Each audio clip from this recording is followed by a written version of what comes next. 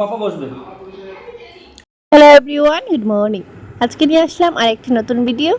আজকের ভিডিওতে বানাবো চিকেন বিরিয়ানি। আর কি করি কি না সবই দেখাবো এই ভিডিওতে। আর যদি ভিডিওটা দেখতে থাকো অবশ্যই আমার সঙ্গে থাকো, আর ভিডিওটা স্কিপ করবে না। আর ভালো লাগলে অবশ্যই লাইক শেয়ার কমেন্ট করে দেবে। তো চলো, প্রথমে আমি বিরিয়ানির জন্য চালটা নিয়ে নিয়েছি।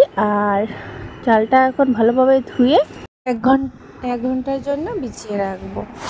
তারপরে মটনগুলো ভালো করে ধুয়ে নিয়েছি। আর ভাবছিলাম বানাবো চালের গুঁড়ি দিয়ে পিঠা, কিন্তু পরে বানানো হলো না। আর তারপরে পেঁয়াজ রসুন কাটতে বসে পড়লাম। তারপরে হঠাৎ দেখি পেটিস আনা হয়েছে, তো পেটিসে খাওয়া হবে। আর চালের গুঁড়ি পিঠা বানানো হলো না, রেখে দিলাম ফ্রিজে। আর তারপরে চাটা খেয়ে নিলাম।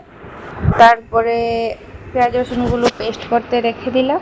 আর এদিকে বসিয়ে দিলাম আলুগুলো ভাজতে। আর এদিকে বসালাম, দুধ ছিল তো গরম করতে বসিয়ে দিলাম।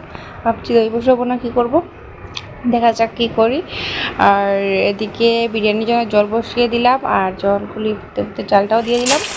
আর এদিকে বসিয়ে দিয়েছি চিকেন।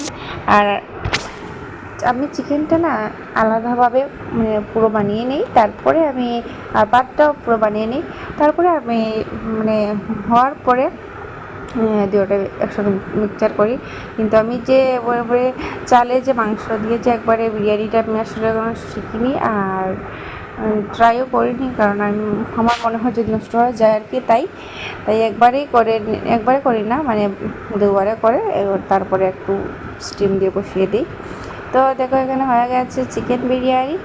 আর আজকেরটা বেশি ভালো হয়নি, দুদিন আগেও বানিয়েছি। আর সঙ্গে সঙ্গে পরপর দুদিন করলে আর ভালোই লাগে না বানাতে। মোটামুটি একটা হয়েছে টেস্টি। এদিকে দেখো আমার মা চিকেন খাচ্ছে, আর এদিকে আমরা বসে পড়েছি বিরিয়ানি খেতে। আর বিরিয়ানিটা খুবই ঝাল ছিল, তাই পরে একটু দই দিয়ে খেলাম। আর তারপরে দিনের বেলা একটা পার্সেল এসেছিলো, কিন্তু খোলার টাইম পাইনি, তাই ভাবলাম এখন একটু খুলে দেখাই তোমাদের কি আসলো। পার্সেলে ছিল রেনকোট। তো রেনকোটটার দাম অনেকই কম ছিল, কিন্তু রেনকোটটা একদমই ভালো ছিল না। আজকে ভিডিও আমি এডিট করছি, তাই বলছি রেনকোটটা মানে দুদিন পরেছে, 3 নম্বর দিন শেষ হয়ে গেছে। তো একদমই বেকার জিনিসটা। তো আজকের ভিডিওটা কীরকম লাগলো, যদি ভালো লেগে থাকে অবশ্যই লাইক শেয়ার কমেন্ট করে দিও। আজকের জন্য তো ঠিক টাটা।